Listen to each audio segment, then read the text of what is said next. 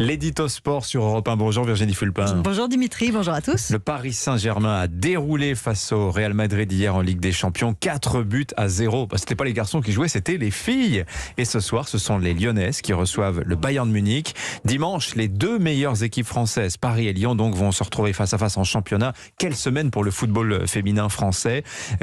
C'est incroyable, ces affiches. Quand les chats ne sont pas là, les souris dansent. On pourrait presque résumer comme ça cette semaine de football. Ces messieurs sont en trêve internationale et les footballeuses occupent le devant de la scène. Ça faisait 4 ans que les Parisiennes n'avaient pas joué au Parc des Princes. Alors, elles ont fêté ça comme il se doit. Hier soir, plus de 18 300 personnes en tribune. C'est un nouveau record d'affluence. Le précédent, c'était il y a 4 ans, justement, une demi-finale de Ligue des Champions face au Barça.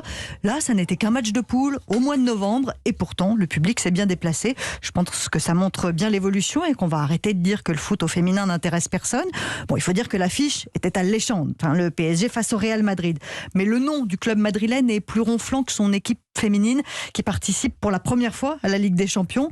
Entre les Parisiennes rompues à cet exercice et les Espagnols, il n'y a pas photo, 4-0, avec notamment un doublé de Marie-Antoinette Katoto qui confirme qu'elle fait désormais partie des meilleures attaquantes du monde.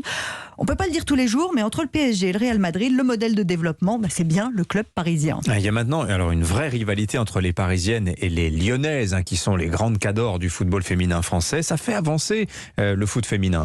Pendant des années, il y a eu cette hégémonie lyonnaise en France et même en Europe, puisque l'OL a quand même gagné 7 Ligues des Champions, on le rappelle.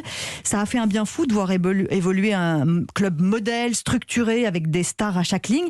Mais maintenant, rien ne vaut une bonne rivalité. Les Parisiennes ont été sacrées championnes de France la saison dernière. Et maintenant, il y a un vrai duel entre les deux équipes qui vont se retrouver dimanche à Lyon pour le sommet du championnat. En attendant, ce soir, l'OL affronte le Bayern de Munich en Ligue des Champions. Là encore, une affiche qui fait saliver.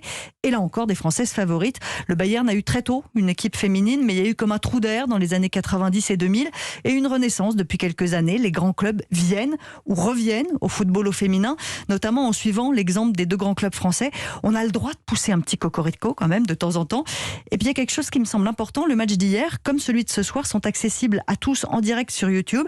Il y a eu un accord avec DAZN qui détient les droits. On se plaint souvent du manque de visibilité. Là, ça n'est pas le cas, ça évolue. C'est donc une excellente nouvelle pour les footballeuses. Et les Bayonnaises du rugby, elles doivent regarder ça avec envie, celle dont vous nous avez parlé hier. On en est loin. Merci Virginie Fulpin.